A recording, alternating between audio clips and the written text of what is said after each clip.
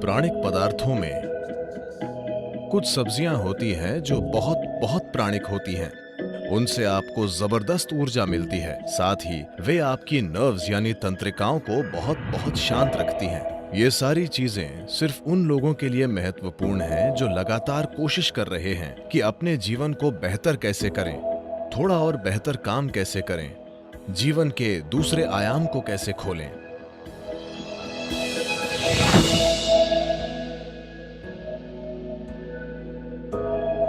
योगिक संस्कृति में हम भोजन को 3 वर्गों में बांटते हैं: पॉजिटिव प्राणिक भोजन, नेगेटिव प्राणिक भोजन और जीरो प्राणिक भोजन।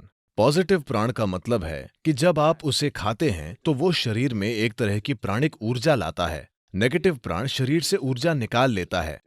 जीरो न देता है न लेता है, उसे बस स्वाद और आलस के लिए खाया जाता है। तो If you eat positive pranic food, energy will reverberate in a dynamic way. अगर आप पॉजिटिव प्राणिक भोजन खाते हैं तो ऊर्जा सक्रिय रूप से स्पंदित होगी।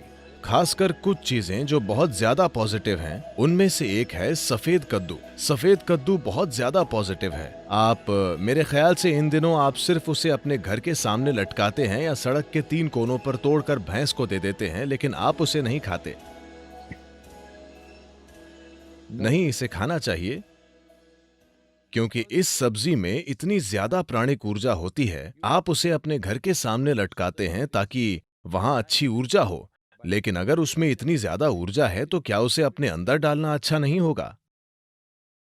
उसे आपके अंदर डालना अच्छा है, खासकर अगर आप इस पर कई प्रयोग हुए हैं। अगर आप रोजाना 1 गिलास सफेद कद्दू का जूस पिएं तो आपके शरीर में कैंसर कोशिकाओं की संख्या बहुत कम हो जाएगी और आप साफ तौर पर देखेंगे कि आपकी बुद्धि की तीक्ष्णता बढ़ जाएगी।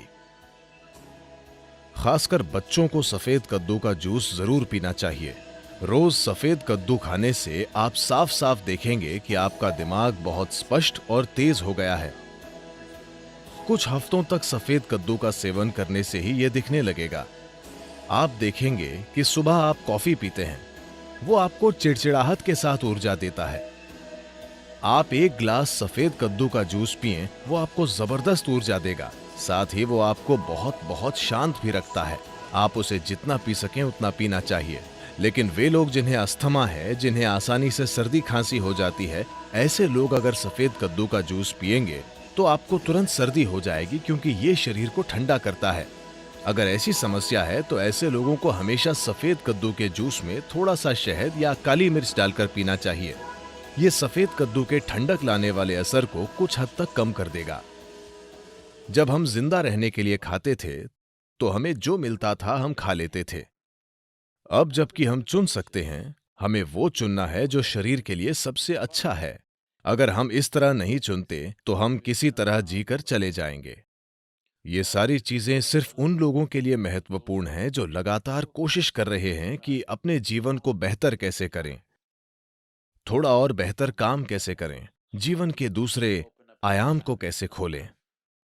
अगर ऐसी चिंताएं हैं, फिर आप इस मशीन में किस तरह का भोजन या ईंधन डालते हैं, ये बहुत बहुत महत्वपूर्ण है।